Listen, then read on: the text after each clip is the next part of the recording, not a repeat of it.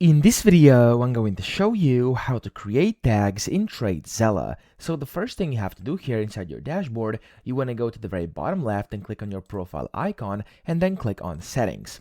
Now inside settings, you want to go to tags management over here under general. And then you want to switch over to tags. Now to create tags, you want to click on add tag up top right, and then you have to give it a name. So for example, I'm just going to name this tutorial because it's a tutorial, and then you have to give it a tag type. I'm going to show you in a second how you can actually make these, and then you can also give it a description and click on save, and then your tag has been created. Now of course, if you would like to add it into a different category, you want to go to categories over here as well, and then you can add a new category over here and just give it a color. So for example, if I go like very blue here and I just name this tutorial as well, and then I click on create, as you can see, my category has been added. I can go back to my tags here, and I believe I can edit it. Yeah, there we go. And I can change the tag type here, or it apparently is not going to allow me. There we go. So I can just add it, and I can name it whatever, and the category is going to be over here. So that's how you do it. I hope this video helped you out. If it did, please subscribe to the channel and help me out as well.